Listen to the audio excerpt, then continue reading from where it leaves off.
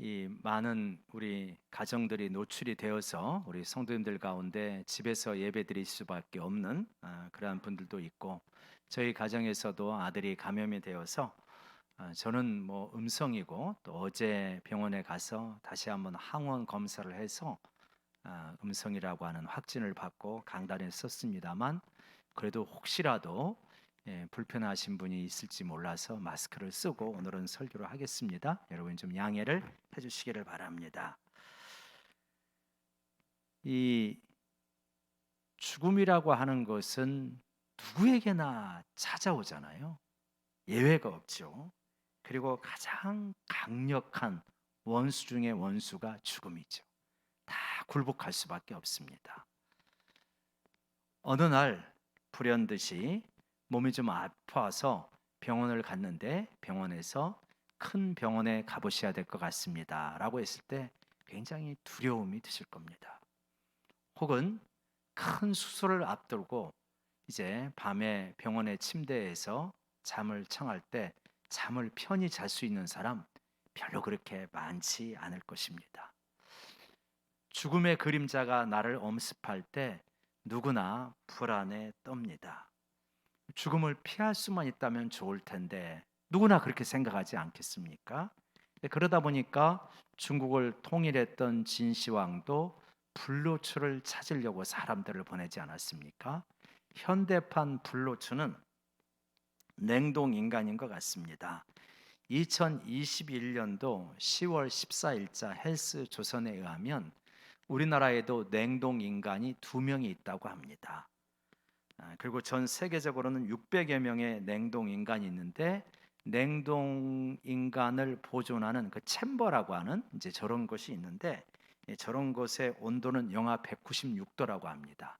지구상에서 가장 차가운 데가 남극이라고 하는데, 그거보다 남극의 온도는 89도인데, 영하 89도인데 그거보다 2배 이상이 이제 차가운 그런 곳에서 몸을 얼리는 거죠. 그리고 나서 나중에 의술이 발달하고 몇십 년이 지나든 몇백 년이 지나든 다시 깨어나게 돼서 혹시 살 수 있으면 그렇게 살려고 냉동인간이 있지 않습니까? 냉동인간 예약한 인원이 한 3천 명 정도 된다고 합니다. 근데 이제 저렇게 얼렸다가 살아났을 때 산다고 하는 보장, 또 그때 의술이 발달해서 또 건강하게 살 수 있다, 그런 것들이 사실은 불투명하지만 이제 그렇게 3천여 명이나 예약할 정도로 그렇게 사람의 내 생명을 더 오래 살고 싶다고 하는 열망은 큰 거죠. 죽음을 피하고자 하는 열망은 큰 거죠. 그런데 냉동인간은 비용이 한 2, 3억 정도 들어간다고 하니까, 또 불확실하니까 누구나 그렇게 하기는 어렵습니다. 그런데 평범한 사람들은 어차피 다가오는 죽음을 어떻게 맞이할 것인가 그러면서 웰다잉이라고 하지 않습니까? 그러니까 웰빙, 잘 살자를 넘어서 웰다잉, 잘 죽자, 잘 죽을 수 있는 준비를 하자, 이런 것이죠. 그래서 웰다잉의 내용이 무엇인가 하고 살펴봤더니 우리들이 생각할 만한 것들이죠. 그래서 버킷리스트 작성하기, 죽기 전에 이거는 꼭 해야 돼, 그런 리스트를 작성한다거나, 건강 체크하고 유언장 작성하고 고독사가 없도록 예방하고, 그 다음에 이제 장래 계획 세우고 자성의 시간, 마음의 빚 갚고, 뭐 이런 여러 가지 이러한 내용을 잘 준비를 하면서, 그러면서 죽음을 좀 더 의미 있게 준비성 있게 맞이하자, 이것이 이제 웰다잉이죠.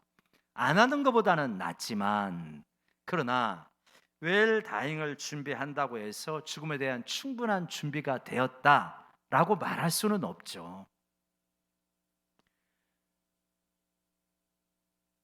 냉동 인간이나 웰다잉이나 인간의 몸부림이죠. 죽음에 대한 인간의 몸부림인데, 예수님은 그러한 인간의 몸부림을 훨씬 뛰어넘는 그러한 부활에 대해서 말씀을 하십니다. 오늘 말씀은 그러한 죽음 앞에 무력한 인간에 대해서 나는 부활이요 생명이다, 이렇게 말씀하시는 장면이죠. 예수님이 아끼는 제자 나사로가 병이 들었습니다. 근데 예수님은 이제 요단강 동편에 계시고 이들은 요단강 성편 예루살렘 가까운 곳에 베다니에 있는 거예요. 그러니까 평상시에 예수님이 나사로를 사랑하는 걸 아시니까 오빠가 병들으니까 마르다하고 마리아는 급히 전가를 예수님에게 보냅니다. 예수님께서 사랑하시는 자가 병들었으니 빨리 와 주십시오. 근데 예수님께서 머뭇거리시죠. 빨리 오시는 게 아니라. 그래가지고 이틀 있다가 오셨는데 결국은 죽은 지 나흘이 돼버린 거예요. 무덤에 장사가 되었습니다. 마르다와 마리아는 예수님을 원망하는 마음이 생기죠. 예수님께서 좀 더 일찍 오셨더라면, 그래서 죽어가는 내 오빠에게 안수해 주셨더라면 내 오빠가 살아났을 터인데, 이러한 원망이 생기니까 예수님께서 그렇게 말씀하시죠. 우리가 읽었던 위에 23절을 보면 예수님께서 이르시되 내 오라비가 다시 살아날 것이다. 그러니까 마르다가 압니다. 이 당시 유대인들은 마지막 날에 죽은 자들이 살아난다고 생각하는 사람들이 있었고 죽으면 끝난다고 생각하는 사람들이 있었습니다. 바리새인들은 죽은 후에 살아난다고 생각을 해가지고 압니다. 마지막 날에 내 오라버니가 다시 살아나서 그래서 하나님의 심판을 받는다는 걸 압니다. 이렇게 말을 하니까 예수님께서 내가 말하는 것은 그런 의미가 아니다. 나는 부활이요 생명이다. 이렇게 말씀을 하시죠. 나사로는 결국 예수님께서 무덤에 장사가 되고 썩은 냄새까지 나는 그러한 상황에서 나사로를 다시 살리십니다. 나사로를 다시 살리시는데 이 나사로가 다시 살아나기는 하지만 이거를 부활이라고 말하지는 않죠. 소생이라고 말합니다. 왜냐하면 예전의 몸 그대로 다시 살아났거든요. 그리고 나사로는 어떻게 보면 보통 사람으로 경험할 수 없는 경험을 했어요. 죽었다가 살아나고 또 한 번 죽고, 그러니까 두 번 죽은 사람이 별로 없잖아요. 근데 나사로는 두 번이나 죽은 거예요. 그러니까 살아나기는 살아났는데 예전과 똑같은 몸으로 살아난 거예요. 아마 잘 모르지만 나사로는 두 번째 죽을 때 첫 번째 죽을 때보다 더 힘들었을지도 모르겠다, 그런 생각을 해봐요. 주사도 처음 맞을 때가 괜찮지 그 굉장히 아픈 주사 두 번째 맞으려면 더 힘들지 않습니까? 아무튼 근데 뭐 나사로는 이렇게 이제 살아났다가 다시 죽었죠.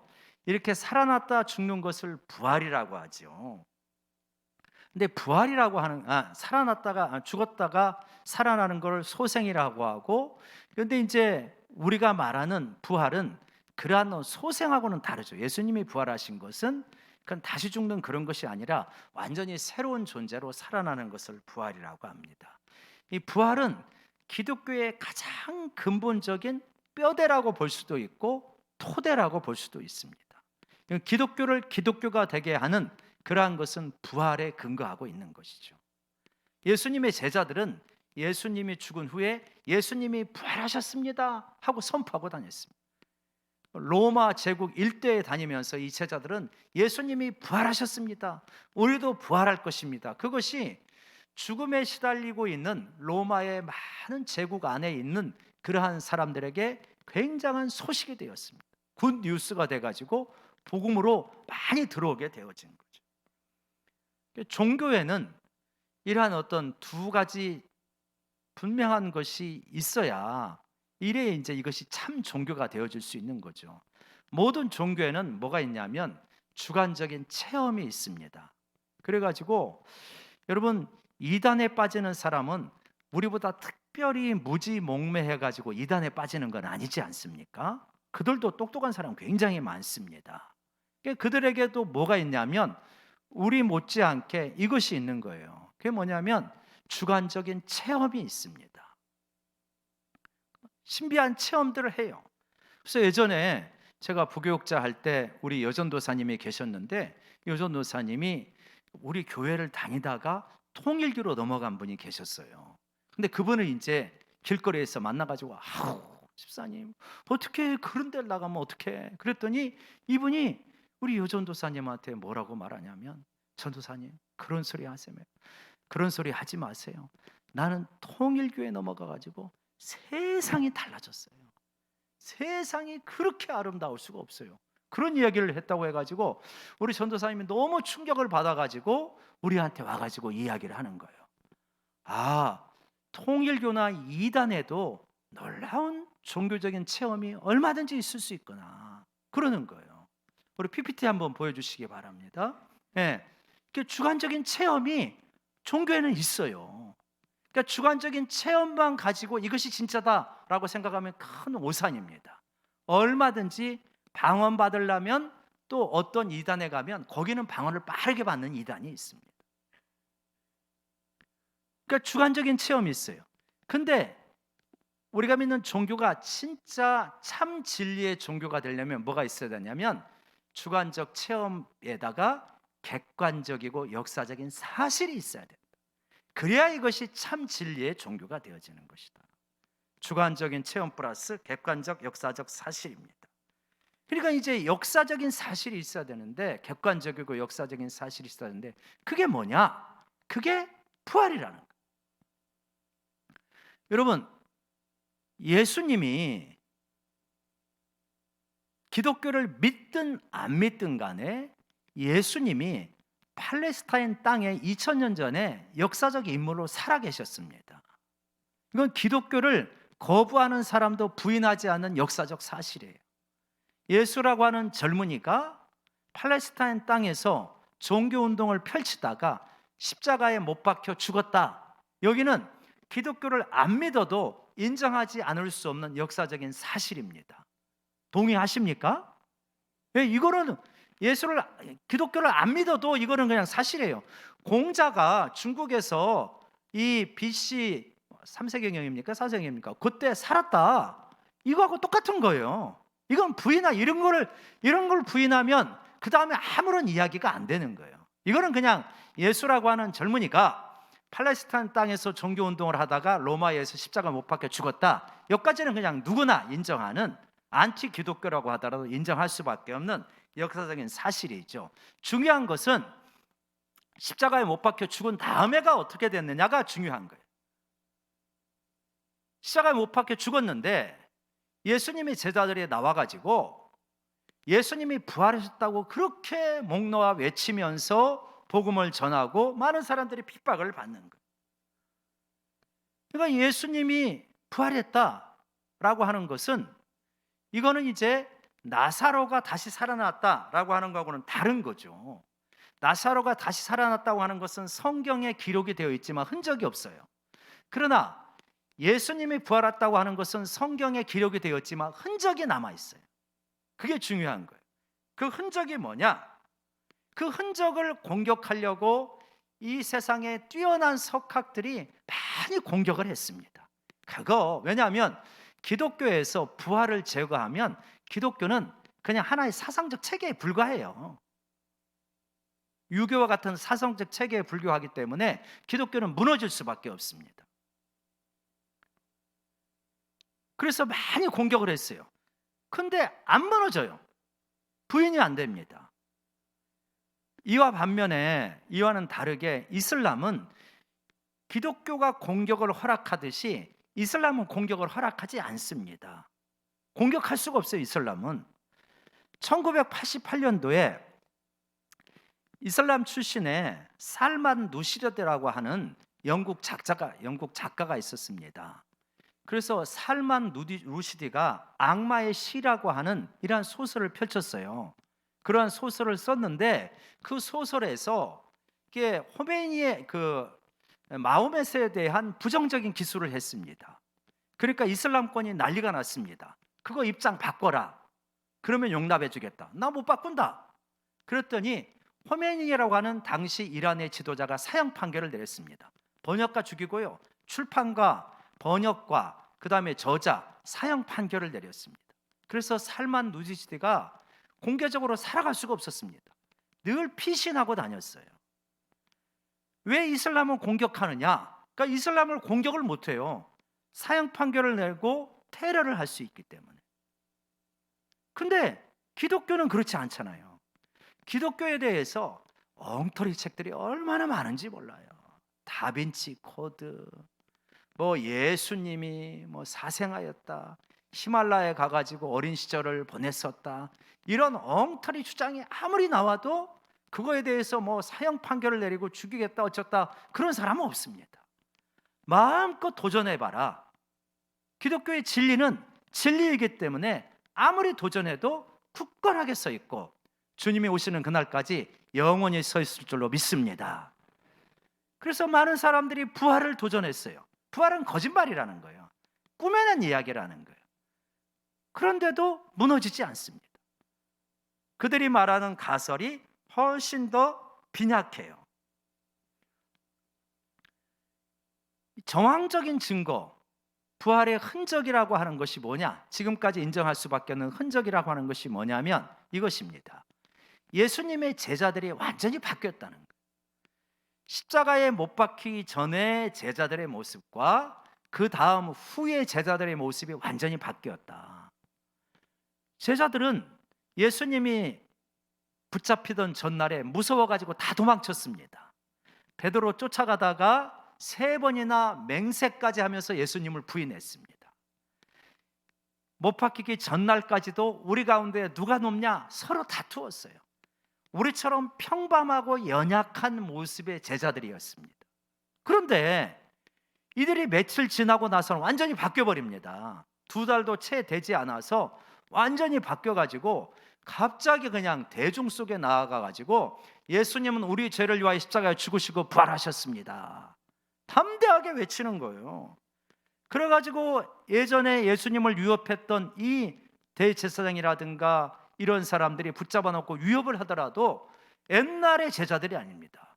내가 하나님의 말씀을 듣는 것이 옳은지 당신 말을 듣는 것이 옳은지 당신이 판단해봐라, 나는 입을 다물 수가 없노라 라면서 놀랍게 바뀌어집니다. 위협하고 죽이고 감옥에 가두고 그래도 어떻게 할 수가 없어요. 어떻게 이렇게 달라졌느냐? 이 돌변한 모습이 정황적인 증거가 되고 흔적이 되는 겁니다. 그래갖고 그것에 근거해서 기독교가 확산이 되어집니다. 그러면 이 제자들이 뭔가 속았어야 되는 거예요. 뭔가 속거나 잘못 알거나 그래야 되는 거죠. 그래서 이제 부활을 무너뜨리려고 여러 가설을 세웁니다. 여러 가설을 세우는데 가설은 여러 가지가 있지만 크게 보면 3가지로 나뉘어요. 3가지로. 첫 번째는 뭐냐면 첫 번째는 실신 가설입니다. 예수님이 진짜 죽은 게 아니라 실신했다는 거예요, 십자가에서. 그래가지고 병사가 오해를 해가지고 실신한 예수님을 무덤에 두었는데 서늘한 무덤에서 실신했다가 깨어나가지고 3일 동안 휴식을 취하고는 무덤 문을 열고 나와가지고 제자들에게 자신을 보여주고는 어디론가 사라졌다라고 하는 것이 실신 가설입니다. 어떤 생각하면 그럴 수도 있겠네 이런 생각이 드는 게 실신 가설이지요. 근데 이 가설이 입증되려면 몇 가지가 필요한데, 첫째는 로마 병사가 오해를 해야 돼요. 죽지 않았는데 죽었다고 오해를 해야 됩니다. 근데 이 사람들은 이거 전문적으로 행하는 사람이니까 오해할 가능성이 약하죠. 이제 두 번째로는 예수님을 무덤에 두었는데 무덤에서 이제 깨어났는데 예수님이 무덤의 돌을 움직여야 됩니다. 근데 무덤의 돌 모양이 유대의 돌 무덤이 어떤 식으로 되어 있냐면 이런 식으로 되어 있거든요. 저 입구에 죽은 사람의 시신을 갖다가 안치해야 되는 거예요. 혼자서 못 하잖아요. 2-3사람이 이렇게 갖다가 안치를 해야 되는 거예요. 그러면 구멍이 작은 구멍이 아닙니다. 저 구멍을 막을 수 있는 돌 무덤 굉장히 큽니다. 혼자서 하지 못해요. 죽지 않고 실신했다가 깨어난 사람이 그것도 안에서 저 돌무덤을 일으키고 나온다. 이거 빈약하죠. 더 중요한 것은 예수님이 자신이 실신했다가 깨어났는데 내가 사실은 죽었다가 부활한 것이다 라고 제자들에게 거짓말을 해야 됩니다. 사기를 쳐야 되죠. 근데 예수님의 복음서에서 기록을 쭉 읽어보면 어떻습니까? 거짓이라는 게 하나도 없으신 분입니다. 그러한 예수님이 여태까지 기가 막힌 주옥과 같은 진리의 말씀을 하시다가 자기 죽음을 실신이다, 그리고 그럴듯하게 꾸며놓고 어디론가 사라진다, 그거는 터무니없는 이야기다. 그 실신가설이라고 하는 것은 받아들일 수가 없는 거죠. 두 번째는 어떤 것이 있냐면 절도 가설이 있습니다. 뭐라고요? 절도했다라고 하는 것입니다. 제자들이 밤에 습격을 해가지고 예수님의 시신을 절도했다는, 훔쳤다는 것입니다.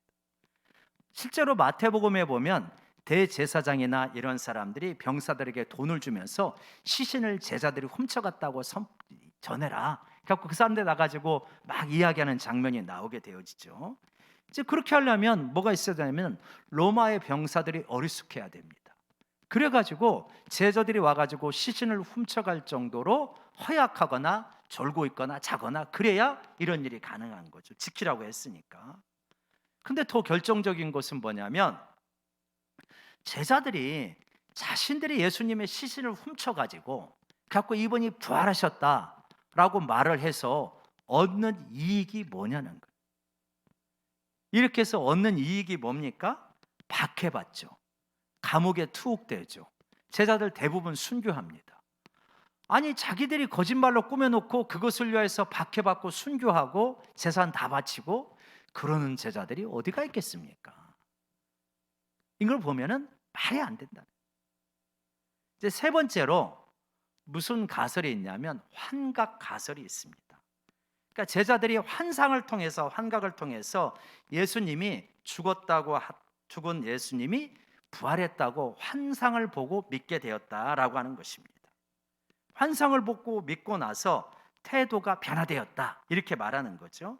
그런데 이렇게 하려면 우리 고린도전서 15장에 보면 사도 바울이 예수님께서 부활하신 예수님께서 제자들에게 나타나고 500의 형제에게 일시에 보였다는 말이 있거든요. 그 500여 명이 일시에 환상을 보여야 돼요. 혼자서 환상 보는 거는 가능하지만 500명이 일시에 환상을 본다는 거는 현실적으로 불가능한 이야기예요. 또 제자들이 환상을 보고 나서 그것 때문에 자기 재산 바치고 자기 인생 바치고 목숨까지 바치면서 예수 부활했다고 증거했다? 이것도 논리적으로 말이 안 됩니다. 우리들은 2000년 전의 사람들은 우리보다 무지하다라고 막연하게 생각하는데 과학적인 지식은 우리보다 부족합니다. 분명히. 그러나 그 당시에 로마인들이라든가 그 당시에 헬라인들이 쓴 글을 보면 굉장히 깊이가 있습니다. 과학적인 지식은 부족할지 모르지만 분별력도 없다. 그렇게 말하는 것은 전혀 오해한 거죠. 그래서 이러한 가설들을 여러 가지로 세워보지만 실제로 이 가설은 되게 빈약합니다. 제자들이 이렇게 돌변했던 모습을 설명할 수 있는 것은 이러한 가설로 입증이 되지 않아요. 그럼 제자들의 돌변을 뭘로 설명할 수 있느냐? 결국은 이 제자들이 이렇게 돌변할 수 있는 것은 진짜 예수님이 부활했구나 이것 말고는 설명할 길이 없다는 거예요. 글쎄요 여러분, 근데 예수님이 어떤 식으로 부활했냐면은 요한복음 20장 8절을 보면 이제 이게 요한이 쓴 거잖아요. 요한복음이 그때에야 무덤에 먼저 왔던 그 다른 제자, 이게 이제 요한입니다. 이 제자가 요한이 들어가 보고 믿더라 이렇게 되어 있어요. 베드로가 늦게 달려왔지만 먼저 뛰쳐 들어가고 아까 그 무덤 있잖아요. 거기 그냥 쑥 들어간 거예요. 그리고 이제 요한도 뒤따라 들어갑니다. 뒤따라 갔는데 들어가서 보고 믿었습니다. 보고 믿었어요.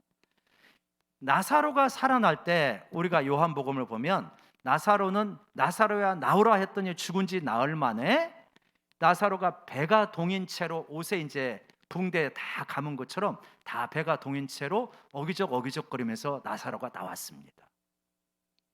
그러니까 나사로가 나왔는데 그 몸은 옛날에 가지고 있던 몸 그대로인 거예요. 그 몸은 살아나가지고 나온 거예요. 근데 요한복음 20장에서 말씀하신 장면은 제자가 들어가서 보고 믿었다는 것은 무슨 말이냐면 그런 뜻이 아니에요. 예수님의 몸이 예전의 몸이 아니에요. 부활의 몸이에요. 그래가지고 예수님을 세마포로 쌌는데 이 부활의 몸이 세마포가 있는데 세마포를 뚫고 나온 거예요. 몸이 완전히 형태가 바뀌었어요. 그러니까 지상에 있는 이런 몸이 아니에요. 완전히 부활한 새로운 형태의 그러한 몸이 돼가지고 세마포를 뚫고 나옵니다. 그러니까 세마포를 뚫고 나오니까 이 세마포가 푹 주저앉은 거예요. 그러니까 그 몸으로 일어나가지고 이걸 풀러가지고 나온 게 아니라 이 세마포가 둘러있는 상태에서 몸이 쑥 빠져나오면서 이 모양이 그냥 푹 주저앉았더라. 그걸 보고 요한이 그런 거예요. 그걸 보고 나서 이게 나사로 살듯이 살아난 게 아니시네. 완전히 새로운 몸으로 살아나셨구나. 부활체로 살아나셨구나 하는 것을 보고 믿었더라라고 하는 것입니다. 여러분, 예수님은 완전히 새로운 몸으로 부활하셨던 것을 믿습니다. 우리가 그걸 믿어요. 어떤 사람들은 교회에 아내가 믿음 생활 잘 하는데 남편이 믿음 생활 안 하는 분들이 있잖아요. 그런 분들이 이제 때로는 그런 이야기를 하는 거예요. 야, 동전녀 탄생이 말이 되냐? 야, 죽은 사람이 어떻게 살아나냐? 그거 제자들이 착각한 거요. 예, 없는 거 있다고 말하는 거요. 뭐 꾸며낸 이야기야. 온갖 생각을 하지만, 그런 억측을 하지만 진지하게 고민해보고 안 믿지 않습니다. 진지하게 고민을 안 해요. 부활에 대해서 정말 진지하게 고민을 하면 세계의 어떤 뛰어난 석학들이 이 문제에 도전을 했다가 꼬꾸라진 것처럼 부활에 대해서 진지하게 고민을 하면 이게 말이 안 되는데 말이 되는 거네. 진짜 부활이 있었겠네. 이러한 어떤 결론에 도달하는 사람들이 많다니까요. 이걸 고민을 안 합니다. 그러면서 막연하게 생각하는 거예요. 우리들도 마찬가지입니다. 예수님의 부활에 대해서 진지하게 고민을 할 필요가 있어요. 왜냐하면 죽음처럼 확실한 게 없으니까. 진짜 내가 그냥 믿는 거냐? 진짜 부활을 믿는 거냐? 죽음이 왔을 때 나는 두려워하지 않냐고 죽음은 너머로 부활을 확신하고 갈 수 있는 거냐? 이걸 우리가 씨름하면서 고민해야 되는 그러한 과정이 있는 거죠. 예수님은 소생이 아니라 완전히 새로운 몸으로 부활을 하셨습니다. 그리고 예수님이 이게 부활하셨다는 것이 믿는다면 다른 신앙의 모든 문제들은 해결이 되어져요. 왜 그러냐? 죽음의 권세를 깨트리고 부활하신 분이 없거든요. 그러면 예수님이 부활하셨기 때문에 기적은 문제가 되지 않습니다. 부활하신 그분이라면 기적은 얼마든지 일으키셨겠구나 믿어지는 거죠. 부활하셨다면 기독교의 진리는 영원한 줄로 믿습니다. 부활하셨기 때문에 기독교의 진리가 실제가 되는 거예요. 예수님이 부활하셨으면 예수님의 죽음은 우리와 똑같은 인간의 죽음이 아니에요. 그 죽음은 대속의 죽음이에요. 왜냐하면 우리들은 다 죽지만 부활할 수가 없어요. 근데 예수님은 부활하셨기 때문에 그분은 그러면은 우리와 똑같은 몸을 가지셨지만 우리와 똑같은 인간이 아니라 하나님의 아들이구나. 예수님이 부활하심으로 하나님의 아들인 것이 입증된 거예요. 예수님이 부활하셨기 때문에 예수님이 말씀하신 모든 말씀은 무게가 있습니다. 우리의 말은 그렇게 무게가 없어요. 대통령 후보의 말도 별로 무게가 없잖아요. 왜냐하면 인간이기 때문에 약점들이 있어요. 이랬다가 저랬다가 하기도 하고 논리적으로 맞지 않기도 하고 그러잖아요. 근데 예수님은 부활하셨기 때문에 모든 말이 진리고 심각하게 받아들여야 되는 거예요. 뜻밖의 예수님은 지옥에 대한 말씀을 가장 많이 하신 분이 예수님이에요. 그래서 우리는 지옥에 대한 것이 거부감이 있어도 예수님이 말씀하셨기 때문에 무겁게 받아들일 수밖에 없는 거다. 예수님의 모든 말씀은 진리요, 우리가 다 심각하게 받아들여야 되는 줄로 믿습니다. 왜냐하면 예수님이 부활하셨기 때문이에요. 여러분, 우리도 자연적으로 80, 90이 되고 100세가 되고 그러면서 이제 내가 죽어야 되겠구나 라고 하는, 죽을 수 있겠구나 라고 하는 것을 받아들이기도 하지만 또 그렇게 자연적으로가 아니라 어느 날 병원에 갔는데 의사 선생님이 이제 주변을 정리하셔야 되겠습니다 라고 하는 말을 들을 때가 있을 거예요. 어찌됐든 형태든 간에 그러할 때 우리는 이제 죽음이 나에게 다가왔구나, 나에게 실제가 되는구나, 이러한 현실이 우리에게 있죠. 그러할 때 내가 어떻게 받아들일 것인가? 우리가 머리가 명료하고 설교를 충분히 들을 수 있고 생각할 수 있고 기도할 수 있을 때 여러분 부활에 대한 신앙을 분명하게 붙들어야 되는 줄로 믿습니다. 여러분 이런 장면에서 졸면 안 돼요. 예? 진짜 이거는 다른 건 다 졸아도 괜찮아. 다른 건 다 졸아면 안 되지 또. 그건 안 되지만 진짜 죽음처럼 확실한 건 없는 거 우리에게. 다른 모든 거는 불확실해요. 그러나 죽음은 누구나 확실한 거예요. 이 확실하게 다가오는 죽음에 대해서 진짜 내가 부활 신앙을 가지고 있고 죽음이 왔을 때 죽음 너머로 부활의 세계로 간다는 믿음이 있느냐, 이렇게 머리가 맑고 건강할 때 이 분명한 믿음을 가지시기를 바랍니다. 그래야 죽음을 이겨낼 수가 있어요. 우리 그리스도인은 웰다잉을 넘어섭니다. 냉동인간 이런 거를 넘어서는 그런 부활신앙을 가지고 있어요. 이거는 굉장히 실제적입니다. 폴 트루니에라고 하는 유명한 20세기의 기독교 상담가 의사가 있습니다. 이분은 어린 시절에 부모님을 잃고 고아로서 나중에 의사가 되었다가 자신 안에 상처가 많기 때문에 이제 내면 세계에 대해서 깊은 공부를 많이 하면서 그런 20세기 기독교인들의 위대한 상담가다, 이러한 평을 듣는 분이죠. 이분은 부부 사이가 굉장히 좋았습니다. 금슬이 좋았는데 한번 사진을 좀 보여주시겠어요? 그래서 금슬이 좋았는데 제가 이 사진에 대한 설명은 잘 못 들었는데 아마도 이 부분이 부인이 아닌가 이제 싶어요. 젊은 시절에 폴 트루니이기 때문에. 근데 제가 아무리 사진을 찾아봐도 이것 말고는 못 찾아가지고 확신은 없지만 이거일 것이다 그렇게만 생각을 합니다. 근데 이제 이 부부 금슬이 굉장히 좋았는데 한 번은 휴가를 갔다가 부인이 심장마비를 일으켜서 휴가지에서 죽음을 맞이하게 됩니다. 죽기 직전에 아내가 남편을 바라보면서 평화스러운 표정을 지으면서 그렇게 마지막 말을 했다 그래요. 여보, 오늘 천국에 도착하면 먼저 가 계신 당신 부모님을 만나서 정말 즐거울 것 같아요. 그리고 숨을 거두었다 그래요. 그러니까 이제 폴 트루니 아까 고아라 그랬잖아요. 이 부부 사이가 너무 좋고 남편이 너무 좋은 사람이니까 시부모님에 대한 그리움이 있었던 것 같아요. 그러니까 내가 지금 먼저 죽는데 오늘 가서 당신 부모님 그리웠는데 만나게 될 것 같다. 그리고 평화롭게 눈을 감았다 그래요. 그것이 이 남편에게 큰 위로가 되었습니다. 감동이 되었습니다. 그래서 아내가 죽음을 받아들이는 것이 마치 자기네가 떠나온 도시, 거기를 그냥 기차 타고 가듯이 그렇게 가고, 거기에 가서 가족들 제외하듯이 먼저 떠난 그분들 제외하는 것처럼 받아들이는 모습을 보면서 예수님이야말로 부활이요 생명이구나, 이런 확신을 갖게 되었다. 그래서 아내를 보낸 후에 자신의 믿음이 더 굳건해졌다, 이렇게 고백을 합니다. 아내가 사이가 좋은 아내를 보내면 이게 굉장히 인생이 어렵잖아요.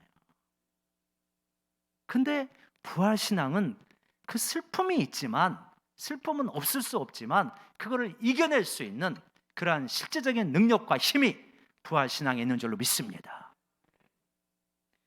예수님이 부활하심으로 영원한 세계가 열렸어요.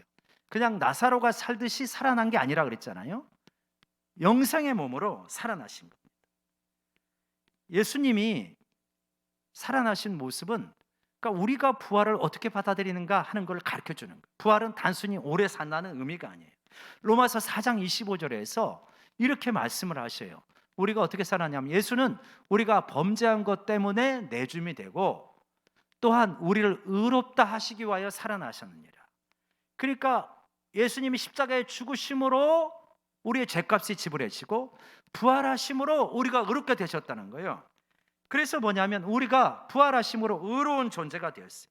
이제는 죄인으로서 살아가는 게 아니라 부활에 힘입어서 부활 속에 우리가 있기 때문에 의인으로서 살아간다는 걸 믿으시기 바랍니다. 부활신앙은 우리가 의로운 존재가 되었다는 거예요.